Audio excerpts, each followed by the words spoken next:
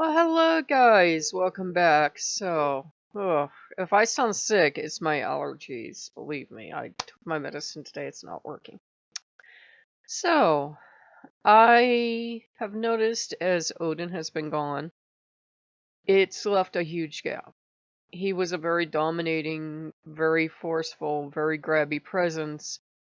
There was absolutely no room for anyone else on the top, even though he'd lie and say there was, and he would just keep coming in and forcing everyone out. And it was a huge gap, to not have someone at the top that was dominating absolutely every aspect of the household it felt like we were all doing what we wanted, but then we're like, wait, we're not used to doing whatever we want to do. We're not used to shopping for the food we want to shop for. It's not like we were utterly suffering, but at the same time, we were all being convinced we wanted to do what Odin wanted to do because he's that forceful. And if force isn't going to work, he'll switch to charm. And so over the last couple of days, we've been kind of trying to think of what do we want the family to look like. And at first, we were going to go with a ultimate head of the household. Not that gods need someone to ride herd on them, but just so that we felt like we had the same structure.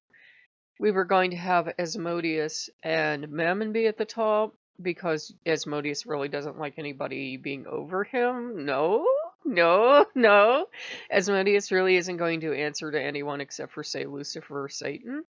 And Mammon's the same way. They're both very strong-willed gentlemen, and they're not going to answer to you. They kind of held their peace because they saw the power structure of the house, but now they feel quite free to tell me what they think. And that wasn't quite working because Loki was kind of like slinking around and looking around, and he still looked like his brother had whipped him pretty good. And I said, last night he told us something, and I knew he wasn't supposed to tell us. It was about an Odin plot to get back in. And I looked at him, I said, he's really gonna take it out of your hide once he figures out you alerted your family. And he has his head down and he's like, yeah, but you're my family. And that was it. I said, we got a new head of the household. And Loki's like, me? And he's never shown any kind of want or need or aptitude towards being the head of a household. But I said, look, that was incredibly brave. And you know that in the future you will pay for it. You will take your lumps for this. And you did that to protect your family. I said, you showed leadership is what you show. And so we have Loki as a tentative head of the household. He's still kind of walking around in a daze, looking at us like, I'm in charge. I'm not the god of being in charge of things. What am I gonna do? He will figure it out, or we just won't have a head of household. Either way, it will work. And the others are fine with that because they're like, well, he is your main deity. He is your patron. Though I am getting patron noises from Asmodeus and Mammon, and they're kind of tentatively looking at me. So that's going on.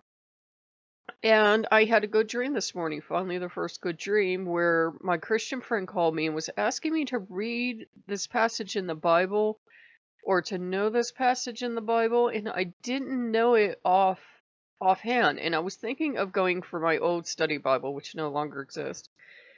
And there was something about going and get my father's polo shirt and putting it on, and it was purple with pink stripes. I don't know if this matters. And then putting my blazer, my grandmother's blazer, because that was handed down to me, over that. And that's kind of where the dream ended, but it was like, I don't know if it was about taking masculine power onto myself and getting a balance, because I would put on the masculine shirt and have the feminine blazer on top, or what it was, but that's where that dream ended. And at least it was a good dream, and it wasn't a nightmare, and it didn't involve the old man, so we're happy. And we had the Jotnar come forward last night. And before I say this, their relationship is distinctly different with everyone. And I was like, hey, where were you when everything was going down? And they will sit on the sidelines and watch how everything plays out, at least with me. Some people, they have a much better, stronger relationship with. With me, it's always been conflicted because the Aesir and Vanner were always in the way. And I stepped aside at one point and I asked Loki, I said, honestly, I said, this feels wrong. I said, I don't think that Angerboda or Hell or Fenrir or anyone would ever want to be loyal to the old man. But I said, I'm sure he is pulling strings and saying, hey, you're closer to me than you are to those Outlanders or whatever rude words he used to use. And I said, who is Angerboda going to favor, truly? Us or Odin? He says, she's always going to put Angerboda first.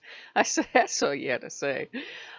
She wasn't happy and she was mad, and she's a very stern goddess, and she's saying, you know, you should have fought for yourself before. I'm not going to fight your battles for you. And she's basically yelling at me, trying to make me feel bad. And as she's doing this, she doesn't realize that ever so softly, there's a battle crow creeping up on the sidelines. And then the battle crow is just there in her full glory and like, let me tell you something about protecting your children. Because she does that same horrible accent that Lou does. Because she knows it drives people crazy. Let me tell you something, woman. And she just tears into her, and it's fun because no one can outtalk the Morgan, not even Lou. And Lou, God, Lou never shuts up. And so the Irish contingent comes in, and they're like, she's asking you to protect her. What's the matter with you? Don't you know how to take care of your children? Ta ta ta ta ta. And Lou's in the background going, tie, tie, tie, tie, tie, tie, tie. He likes to drag out all the nonsense Irish words he can drag out that aren't even from Ireland. They're from America. He especially adores Lucky Charm commercials. So, so he's sassing her and jumping back and forth.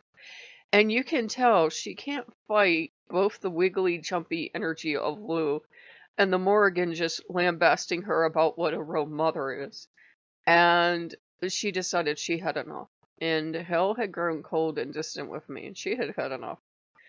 And then Mommy Crow turns around, she's like, that's my baby. Who's Mommy's baby? Da, da, da, da, da.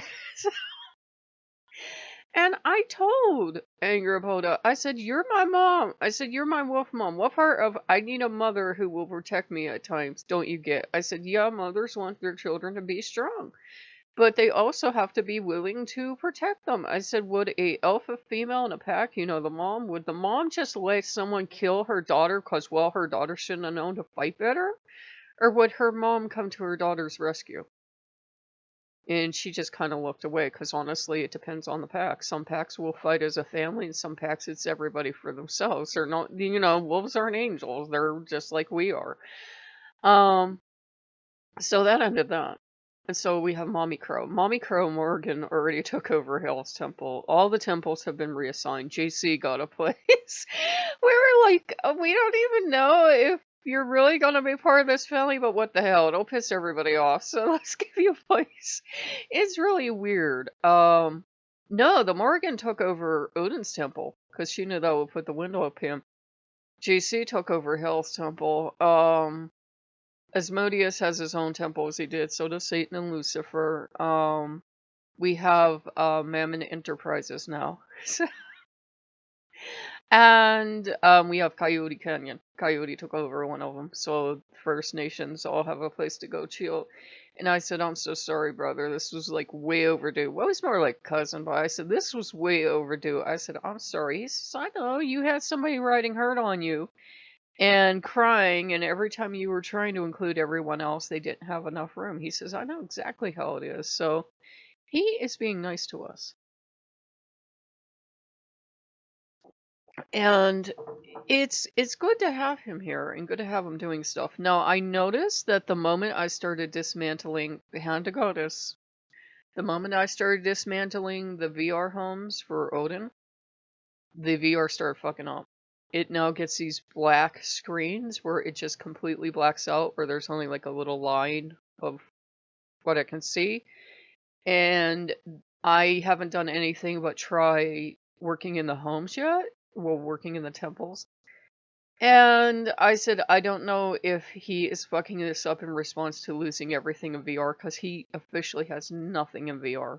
Loki has stuff, and I said to Loki, I said, if your brother tries to come in here, you fuck him up. And Loki looked at me. I said, "You are actually stronger than your brother. You're just letting him bully you." I said, "Remember the family you have on your side." He's like, "Okay." So he's gotta we gotta build his confidence up and remind him he is a stronger god, especially now. His brother is Trump. His brother is exactly Trump. His brother will say nasty shit. His brother will start nasty shit. His brother will stir things up, and his brother loves to see people fight against each other. He adores that shit. Loki is a healer. Loki is a comedian. Loki likes to diffuse tensions. He will fight, and he will fight like an angry fox when he has to. But he would much rather be friends with you or ignore you if he doesn't like you. He really, fighting isn't his main thing like it is for his brother, but this is breaker of worlds. If you start shit with him, you'll eventually get that nasty side of him that you wouldn't want to meet in a dark alley or in the middle of a sunny day either. Again, yeah. So we just have to remind him of that. He's a little battle fox, and the Morgan's fond of him. She's fond of him. She likes him. She says, "This one I like." She never liked Odin. Nobody liked Odin. It was how he treated me. He treated some people quite well. He treated me like a doormat, and as hard as it was, she explained to me. She said the gods had to let me go through that until I decided I'd had enough and stood up for myself. Now the main thing we have to deal with as a family is I was having some time with Asmodeus yesterday, and we were making these ridiculous foods. Like, you can cold soak ramen. Did you know that? You don't even have to cook that shit. Like that instant ramen, take that, put it in some water, pop it in your fridge for a half hour. It cold soaks. It's beautiful, and it's especially nice when it's above 90 degrees, like it will be for a couple of days. So it was beautiful. We made that, and I had, remember those beef logs I bought? We like just cut up some of that, and I was like, this taste isn't perfect. So we sprinkled a little sugar on it. Oh, it was so good. So we're like cold cooking. We're not firing up the oven. We're trying to avoid the microwave except for once a day for little posh ramen meals we have. You know those ones that you get like 12 of them, and they're like a little under $1 a piece. Yeah, we those are our posh ramen. Those are our posh things for the day. But if we have to go down to cheap eat ramens twice a day, that's fine too. And we have other food, we do, but we're just being conservative right now. I said I'd rather not spend any more money on groceries this month and just go through the supplies that we have. And I said, we do have full taxes coming, and I don't want to lose the house. I said those will come whether we're ready for them or not. And obviously, we're not going to go to a universal income for people tomorrow, and we're not going to get another check from the government. So I said we gotta be, we gotta be conservative. So we're doing that. But the thing, I got off track there. Sorry about that. The thing is, we were doing all this goofy stuff together, and Ogu just popped in as he does, and he helped himself to some food. And I was dismayed because it was supposed to be time for me to have with Asmodeus, and Ogu was dismayed because he thought I made it for him. He had no idea about me working with Asmodeus, and he was a little let down. It wasn't for him. Asmodeus was a little disappointed that this wasn't, that this wasn't his food because Ogu just came and grabbed some. And I said, we're going to have to do that. We talked about it later, and we talked about, yeah, I was disappointed because I was having time with Asmodeus, and I love Ogu, but he just kind of waltzed in and grabbed some food, and he thought it was for him, and then he was disappointed. So I said I was disappointed. You were both disappointed, and I was disappointed. I said, but you know what? We're a family. We're going to have to get used to that. We don't have a god now watching over everyone and not letting anyone near anything that they don't want them near. I said, we're a family now. We're going to do that. I'm going to put out an offering for someone or be doing something with someone, and someone else is going to just pop in and grab some.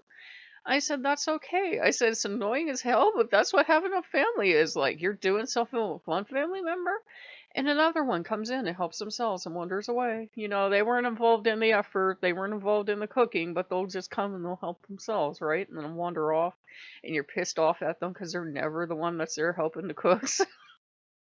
Though Ogu, in his time, has helped me start many a fire and blocked many a fire when he was mad at me, so he has helped with the cooking before, so he's more than earned just coming in. And I love him. He could come in and eat.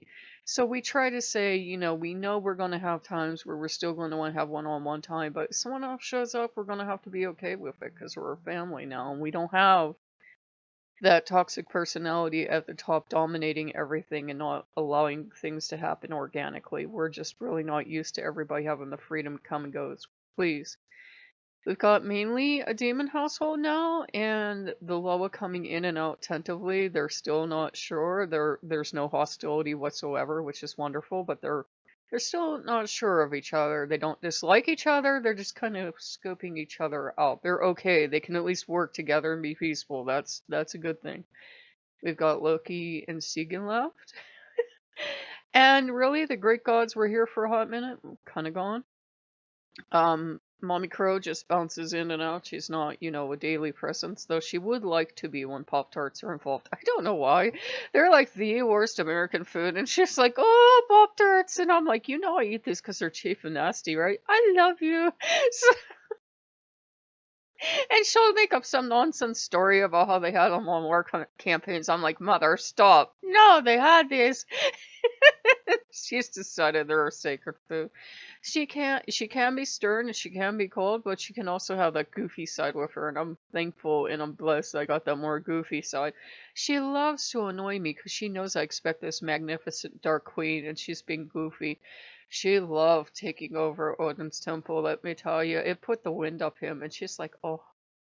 So the first thing we did, since they're crows and not ravens anyhow, we made the crows even bigger, and she's like, oh. Because everything she has is bigger and better than you. Lou gets it from somewhere. He gets it from. And she's just like, oh, look at this. And we're trying to figure out, because, we're trying to figure out, are there any Celtic symbols I can learn now? Or there, I know them, but like trying to make them with the stuff we have. It's like, this is so hard. And she's like, oh, we'll go. So, they're happy, and for the Persian, Persian, Arabic, and all of the other sorted, they still have the coffee house. I forgot that I worked on that thing. I went there, and I'm like, damn, this place is beautiful. And they're like, yeah, don't you remember when this coronavirus started, you were trying to make like a tea house for everyone from, say, Japan and China and everything, and like you got shut down? And Inari answered, and Inari was like, I will answer for everyone. Yes, yes. And Inari was the only one to come in. I think like Susanna off for like a hot second. So they have this beautiful coffee house, tea house, kind of lounge, beautiful thing. I'm like, damn, I put a lot of work into this. No wonder his computer's going goofy. I did put a fuck ton of work into these things, and I knew as I do that, it's kind of hard on the system for some reason, probably because it's like a couple years old. Um, or it's a coding in Oculus. It's kind of hard on the system. It's kind of rough on it, but yeah. We will eventually play some games for you guys today. I am trying to watch which of the gay games I play, because there is one that you will probably appreciate, all the shirtless gladiators, but the fact that the guy is a gladiator and gladiators were based on a slave system, I'm kind of like, maybe not this month, maybe not all of 2020, maybe not ever.